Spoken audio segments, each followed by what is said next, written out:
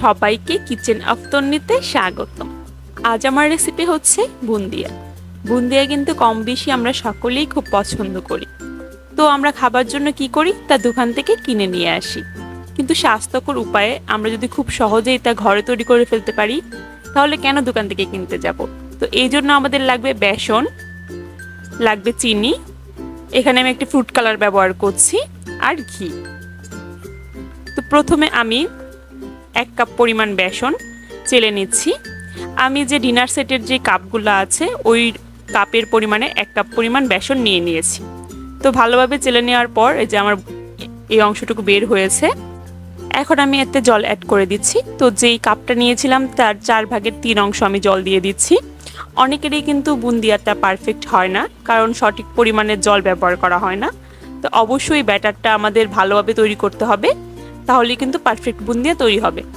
অনেকক্ষণ কিন্তু এটা ভালোভাবে হাতের সাহায্যে বিট করে নিতে হবে। তো যখন এরকম একটা ব্যাটার আমাদের তৈরি হয়ে যাবে, তখন বোঝা যাবে আমাদের ব্যাটারটি রেডি। মূলত বিট করার উপরেই কিন্তু সফটনেসটা কাজ করে, এবং বুন্দিয়াটা ফুলেও কিন্তু বিট করার উপরেই। তো এই তো আমি এটি 2টি বাটিতে আলাদা আলাদা করে ঢেলে নিয়েছি। এখন আমি এটাতে অল্প একটু পরিমাণ ফুড কালার দিয়ে দিচ্ছি। জর্দার যে রঙটা হয় আমি সেই কালারটা দিয়ে দিচ্ছি। মূলত এই কালারেই কিন্তু, এই 2 কালারেই কিন্তু বুন্দিয়া কিনতে পাওয়া যায়। তো এখন আমি একটি চুলায় প্যান বসিয়ে দিয়েছি।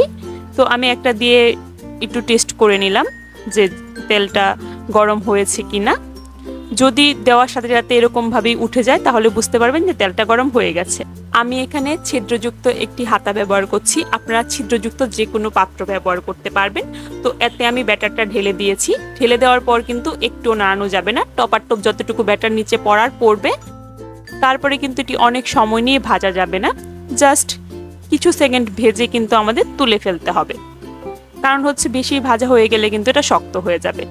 সেম প্রসেসে আমি ওই ফুড কালার ব্যবহৃত যে বিটটা আছে ওটা দিয়েও কিন্তু আমি এটা তৈরি করে নিচ্ছি।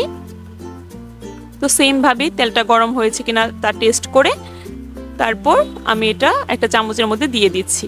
অবশ্যই চামচে এটা দেওয়ার পর কিন্তু এটা নাড়ানো যাবে না, নাড়ালে কিন্তু ওই বুন্দিয়ার যে শেপগুলো আছে এগুলো নষ্ট হয়ে যাবে। তো আমার কিন্তু 2 রকমের বুন্দা রেডি হয়ে গেছে। তো আমি এটা একটু দেখিয়ে দেব হাতের সাহায্যে ভেঙে যে এটা কতটা ক্রিস্পি হয়েছে। তো দেখতেই পেলেন কতটা ক্রিস্পি হয়েছে এটা। তো আমার এটা রেডি হয়ে গেছে। এখন আমি শিরা তৈরি করতে চলে যাচ্ছি। এখানে আমি 1 কাপ পরিমাণ পানি দিয়ে দিয়েছি। তো মিষ্টিটা মূলত আপনারা আপনাদের পছন্দ অনুযায়ী কম বেশি ব্যবহার করবেন। তবে মিষ্টি শিরাতে কিন্তু মোটামুটি ভালো পরিমাণে চিনি ব্যবহার করতে হয়, নয়তো কিন্তু ঠিকঠাক পরিমাণ চিনি হবে না। তো এটাতে আপনারা ইচ্ছে করলে গোলাপ জল এবং কেওড়া জল ব্যবহার করতে পারেন। আর আমি এখানে একটু লেবুর রস দিয়ে দিচ্ছি এবং একটু ঘি দিয়ে দিচ্ছি। আমি গোলাপ জল এবং কেওড়া জলটা ইউজ করি নাই, আপনারা করতে পারেন। আর ঘিটা দিলে হয় কি, সুন্দর একটা গন্ধ বের হয়, মনে হয় যে বুন্দিয়াগুলো ঘিয়েই তৈরি হয়েছে।